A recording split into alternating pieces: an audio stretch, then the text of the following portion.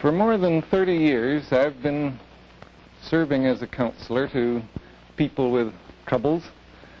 A long line of them, it seems to me. Some of them have been children, some adolescents, some parents, some older adults, and many college students.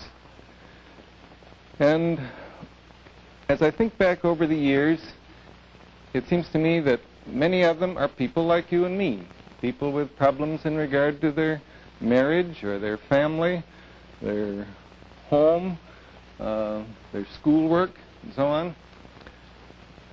Others are people with more serious disturbances, people who have had really serious troubles in life, who find themselves continually defeated by life and its problems, and who are quite desperately in need of help.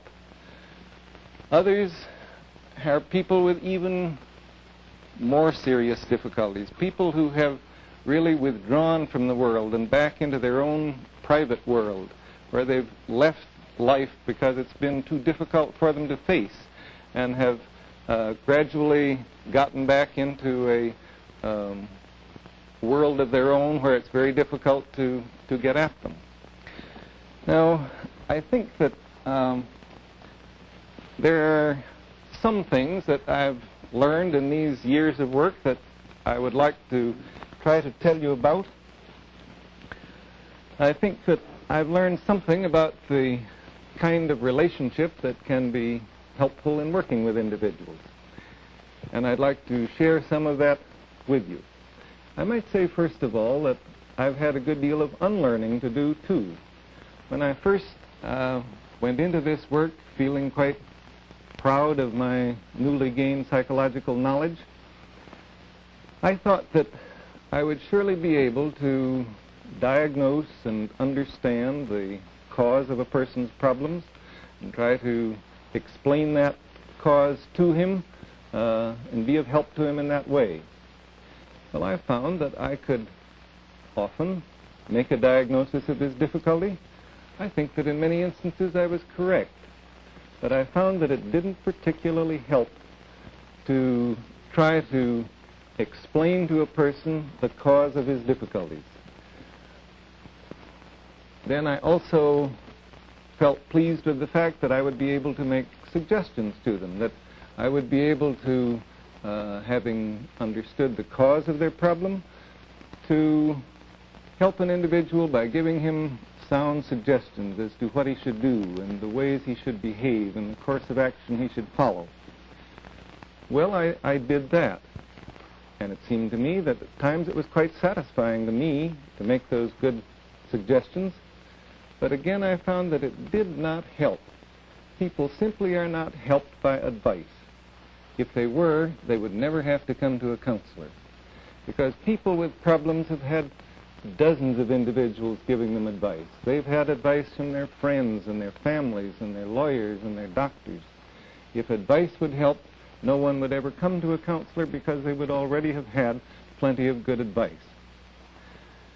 So I've gradually come to recognize that the most valuable kind of help I can give is the kind of psychological climate or psychological atmosphere that I can create. And I'd like to talk a little bit about that. Let me make it quite specific. Suppose that a person is coming to see me. This individual has made an appointment, has called and said that he has a problem he wants to talk to me about. He's coming for the first time. Now, I used to feel that I would want a great deal of information about this person before I began to work with him. I thought I'd want a social case history. I'd like to know what his personal experience and his school experience and so on might be. I'd want the results of tests that might give me a picture of his personality characteristics. I thought I needed all that information in order to start work with him. As time has gone on, I feel less and less need of that kind of information. It's really not too important to me what brought him to his present state, because the only thing that really matters is the kind of relationship that we can form right now. And as I think about that and think about a person coming in for the first time, I think maybe I'll digress a moment, just a little bit facetiously perhaps, and try and explain to you the instruments that are a part of my trade, if you want to call it that. They're all here, and I'll point them out to you. First of all, there's a chair. I do need a chair for my client.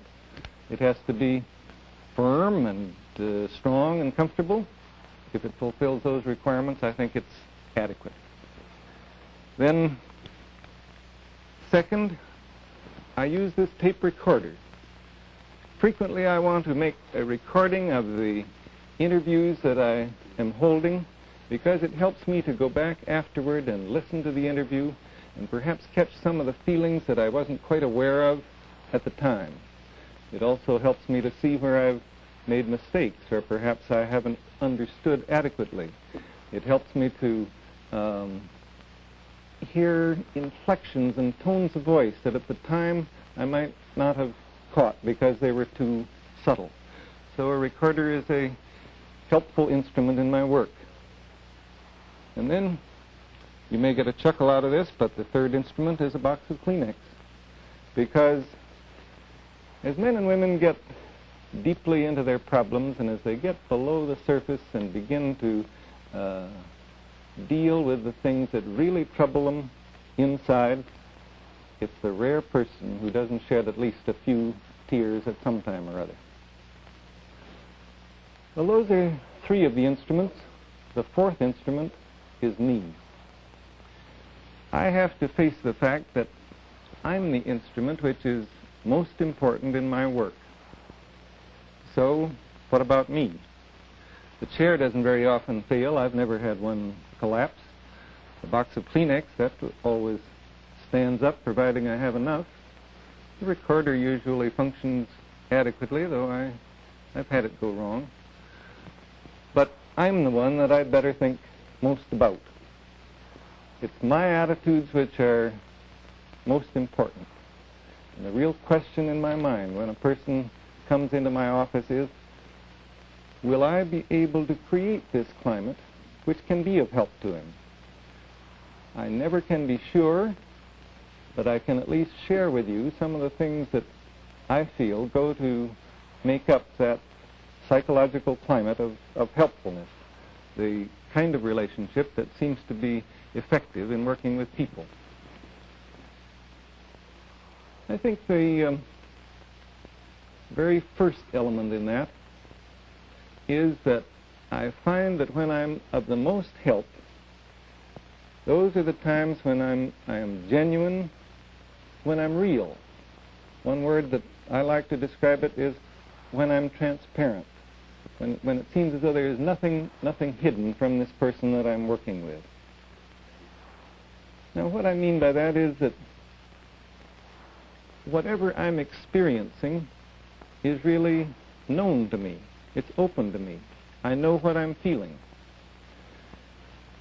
And I would like for any feelings of mine that are really relevant to this relationship to be transparent in the relationship and to be known to the person I'm working with.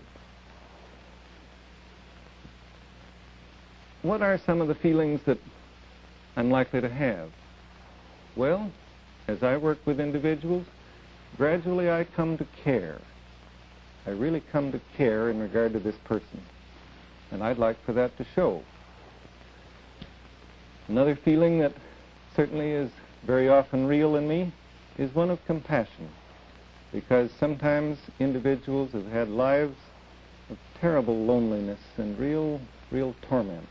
And I do feel compassion toward them. And I'd like that to show. And then one thing that is almost certain to be present in me is interest. People are fascinating, and I am interested in them as individuals, and I'd like that to show.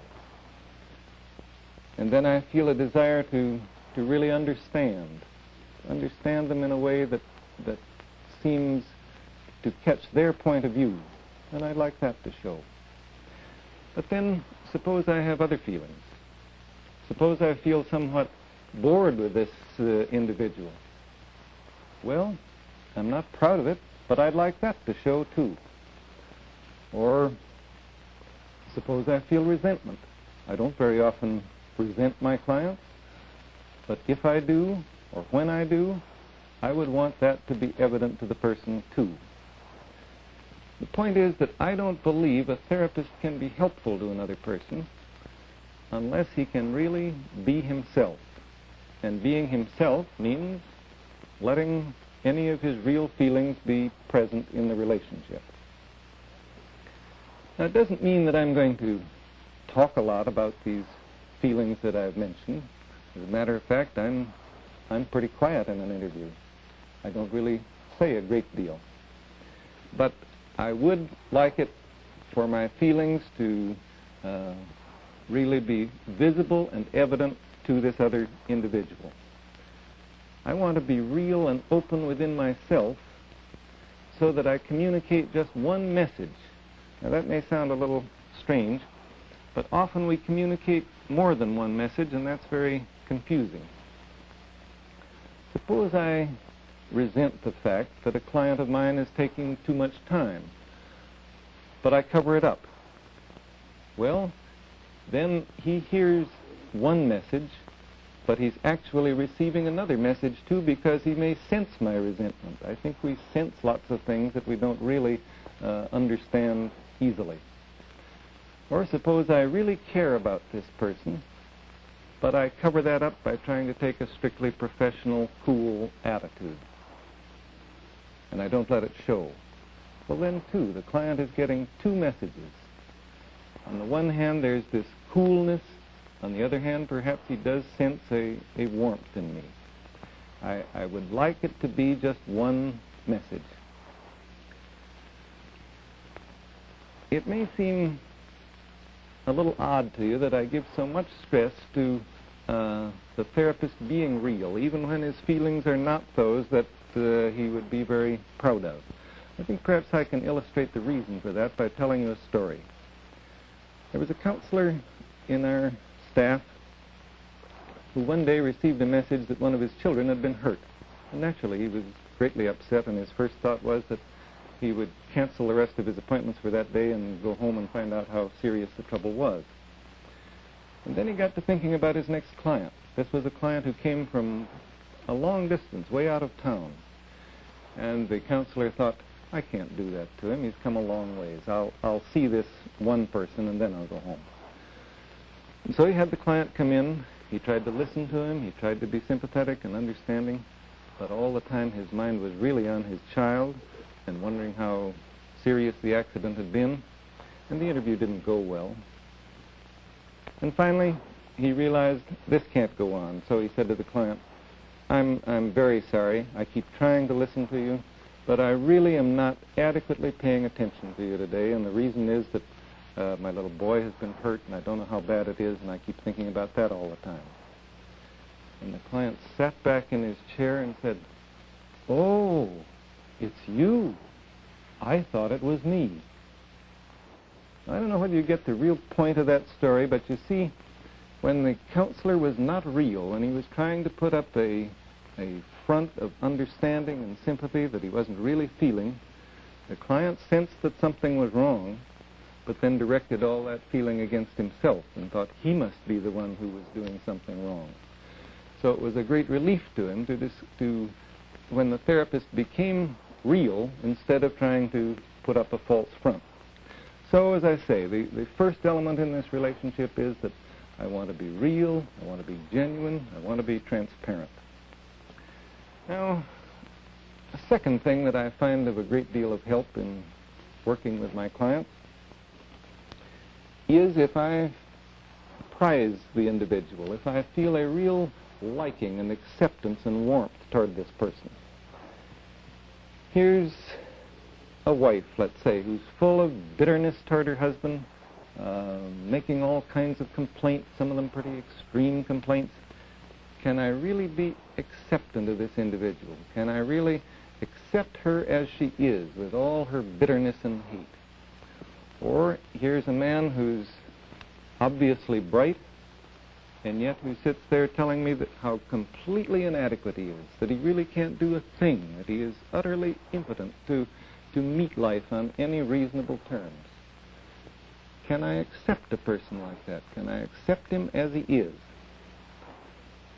Or here's a man who's stepping out with a woman not his wife, going against the morals of the community. Can I accept that person as he is?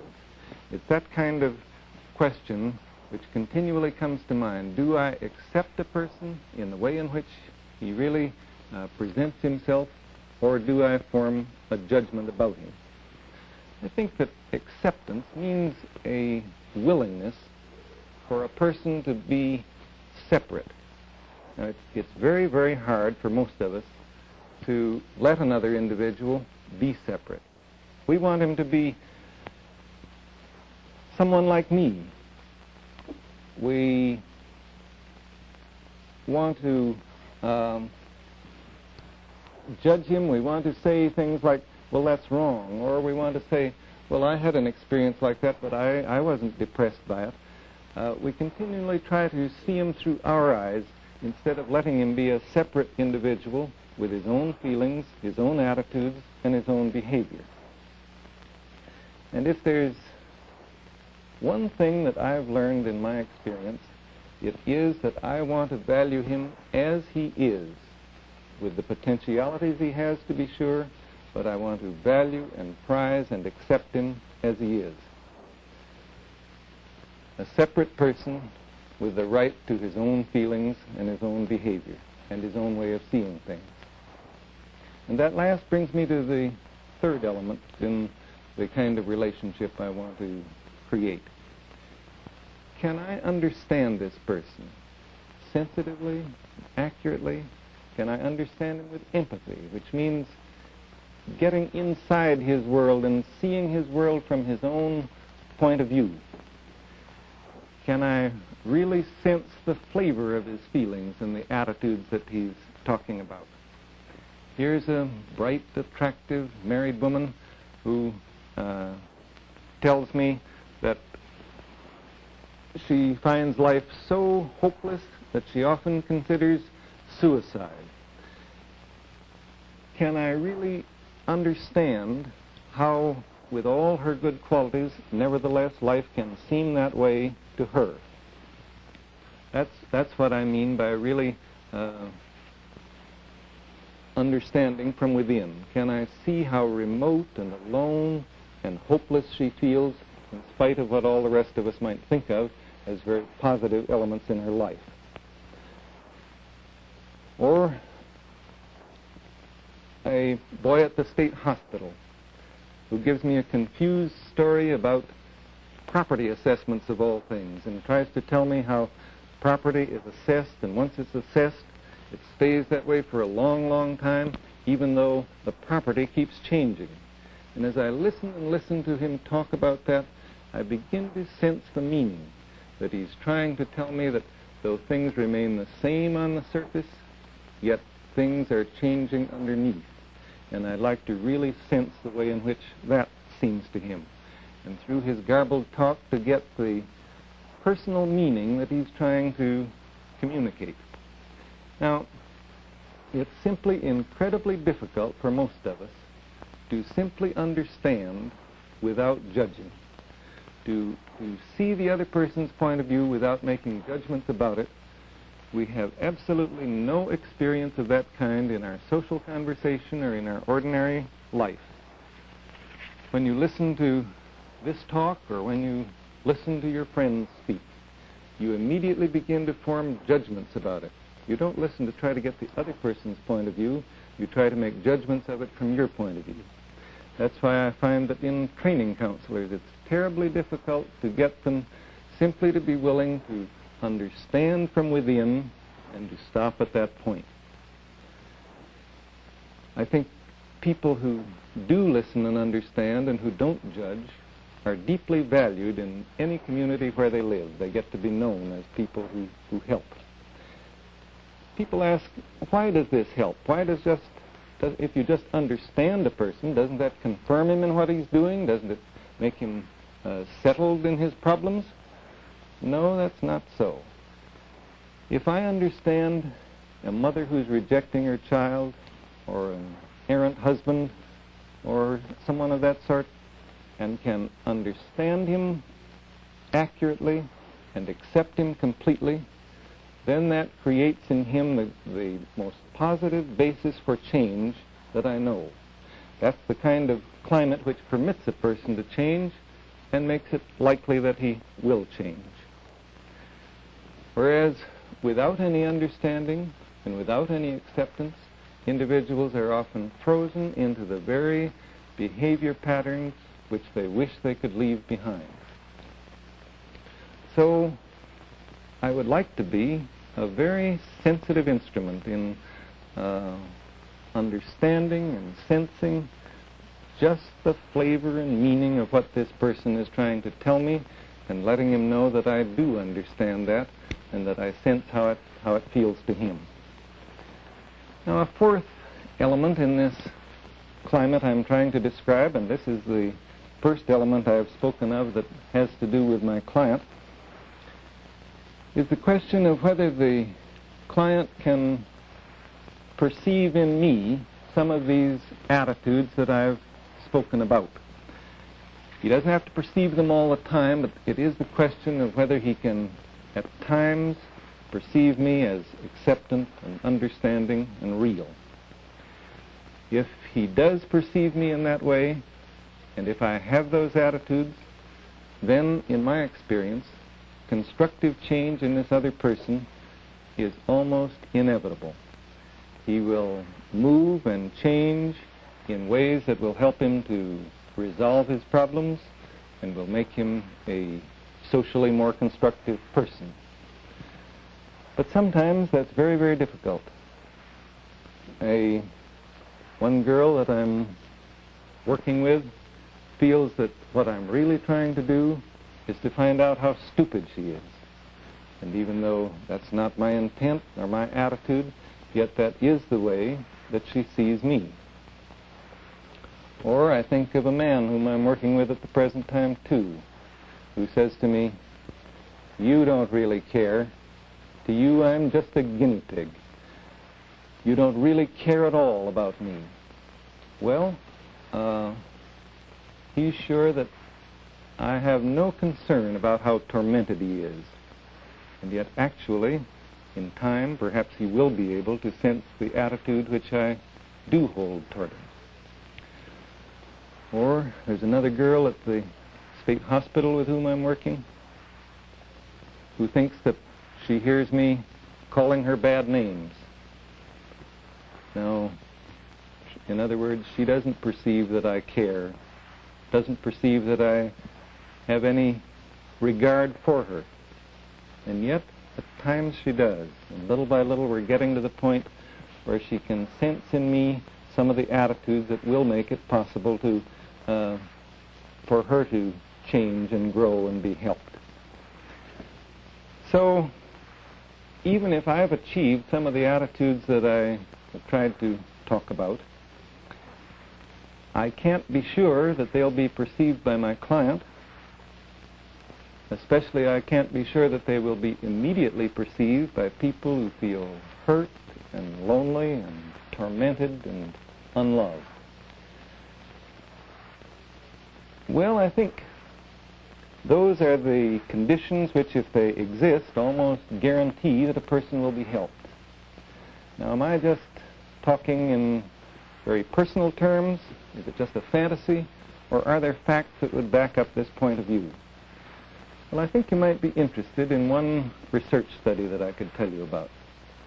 Dr. Halkides at the University of Chicago took small bits of recorded interviews from cases that had been helped a great deal, and also from cases who had received relatively little help in working with a counselor. And these various bits she had judged by judges who listened to them, who knew nothing about the cases. They simply listened to these brief excerpts from the interviews, and then first they would rate what they listened to as to whether the counselor was genuine. Was he being real? And then they would listen to it again, and they would give a rating as to the degree of warmth and acceptance and positive regard that he felt for the client. And then they would listen still a third time, and rate it as to the accuracy of his understanding of the client's meanings as they were being expressed. And she found that there was a clear association between these qualities in the therapist and the degree of success in the client. In other words, the more the therapist had these attitudes that I've tried to describe, the more likely it was that the person would find himself growing, would find his problems resolved, and so on. So these attitudes that I've described as being distilled out of my experience are also being confirmed by hard-headed research. Now, in closing, I want to read you something from a paper I recently wrote. I wanted to sum up what it feels like to be a counselor, to be a therapist. And here's what I wrote. To the counselor, it's a new venture in relating. He feels, here is this other person, my client. I'm a little afraid of him, afraid of the depths in him, as I am a little afraid of the depths in myself. Yet as he speaks, I begin to feel a respect for him, to feel my kinship to him. I sense how frightening his world is for him, how tightly he tries to hold it in place. I would like to sense his feelings, and I would like him to know that I understand his feelings. I would like him to know that I stand with him in his tight, constricted little world, and that I can look upon it unafraid. Perhaps I can make it a safer world for him. I would like my feelings in this relationship with him to be as clear and transparent as possible, so that they're a discernible reality for him, to which he can return again and again. I realize that his own fears may make him perceive me at times as uncaring, as rejecting, as an intruder, as one who doesn't understand. I want fully to accept these feelings in him, and yet I hope also that my own real feelings will show through so clearly that in time he can't fail to perceive them. Most of all, I want him to encounter in me a real person. I don't need to be uneasy as to whether my own feelings are therapeutic. What I am and what I feel are good enough to be a basis for therapy if I can transparently be what I am and what I feel in relationship to him. Then perhaps he can be what he is, openly and without fear.